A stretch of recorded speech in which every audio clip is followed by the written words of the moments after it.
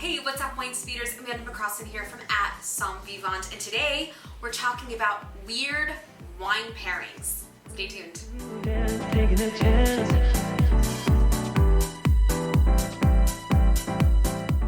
When it comes to wine pairings, there are a few rules and guidelines to live by, and of course, the old classics and standbys like red wine with red meat, white wine with fish, but by and large, there's a lot of creativity that you can have when it comes to food and wine pairings. Today, I'm gonna give you 3 sort of out-of-the-box pairings that you might not have thought about, and things that are easy to find, cheap, grocery store, and other concoctions that you might be able to find right in your cabinet right now.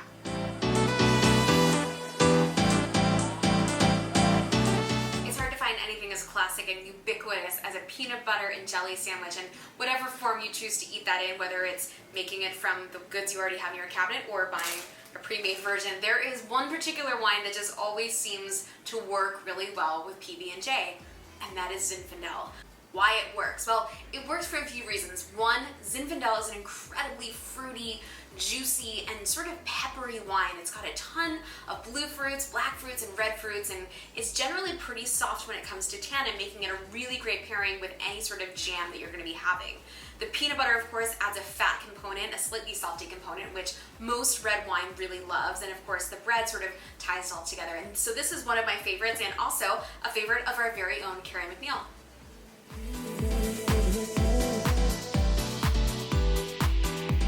When I think of weird wine pairings or wine pairings that maybe move outside of the realm of what we normally think of with classic food and wine pairings, I love to think about snacks, things that I just love to munch on, whether I'm home alone or at a barbecue, off to work, or just need something to put in my mouth. And cheddar and sour cream chips are something that I normally have in my cabinet. They're sort of my guilty pleasure. And so I was thinking about what I would love to drink with cheddar and sour cream chips, and I thought of the old classic pairing, which many of you probably already heard of, which is champagne and potato chips, or champagne and french fries. And that classic pairing of champagne and french fries works for one particular reason, and that is the acid to fat ratio. We love that the champagne is acid, we love that the french fries and potato chips have fat. That works really well together, cleans up your palate, and keeps you going. What I love about the cheddar and sour cream notion is that you add this cheese and sour cream, which goes really beautifully with Chablis. Now, Chablis often has a little bit of a sour cream component, which pairs beautifully. So you're basically just taking the same concept that you would with the champagne and chips or champagne and french fries and just tweaking a little bit. And that's sort of what all of these wine pairings are about. Taking classics, taking the principles and the fundamentals of what wine pairings can do and how to approach them, and just iterating, making your own little changes and iterations as you go along.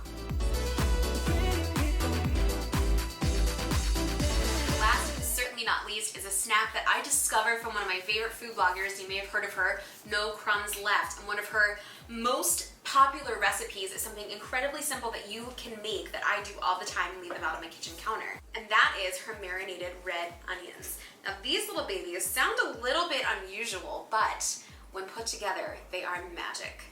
These are marinated red onions that I've sliced thinly, coated in olive oil, a little bit of red wine vinegar, and some oregano. Let them sit to marinate for a few hours, and then I let them sit on my counter and I snack on them. It sounds really strange, but I promise you there's a whole army of people who believe in the marinated red onions. They are just truly magic. And so I was eating them quite a bit, and I thought, well, what would be really delicious with marinated red onions? Because onions are typically a little bit tricky to pair with, but when combined with the olive oil, the red wine vinegar, and the oregano, there's probably something we can master. And so I grabbed one of my favorite wines that you can generally find at a grocery store, something very, very easy. This is the Trimbach Pinot Blanc. And why this works is for a few reasons. One, there is a tiny bit of residual sugar, which helps to combat the spiciness. 2, there's great viscosity on a Pinot Blanc, so that really complements the olive oil. And of course, there's a touch of savoriness that I love to play with the oregano. So these two together, a match made in heaven, something really, really simple. You can keep these on your counter and keep this in your fridge and have just a wonderful afternoon snacking on onions and drinking wine, feeling very fancy.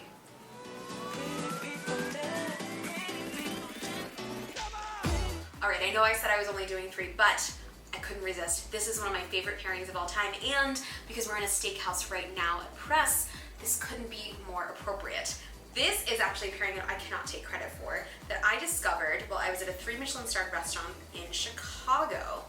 This is Bugey-Cerdon. This is a slightly sparkling, slightly sweet pink wine that pairs beautifully with a piece of Wagyu beef. Now I know what you're thinking. Normally when you see beef, you go red wine, but I promise you, the reason that this works is that it brings out all of that fat content, which doesn't want to be masked by big tannins from red wine, and actually wants to be brought up and lifted.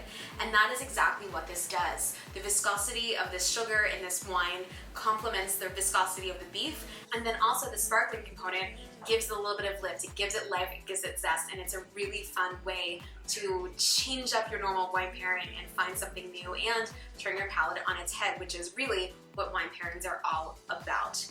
I hope you all enjoyed this video. I hope this inspires you to go and create some of your own wine pairings. Play around. The next time you've got a handful of goldfish or a piece of cheese, grab some wine, see if it works, see why it doesn't work, and come back to me and let me know if you find something pretty fantastic. I'll be waiting.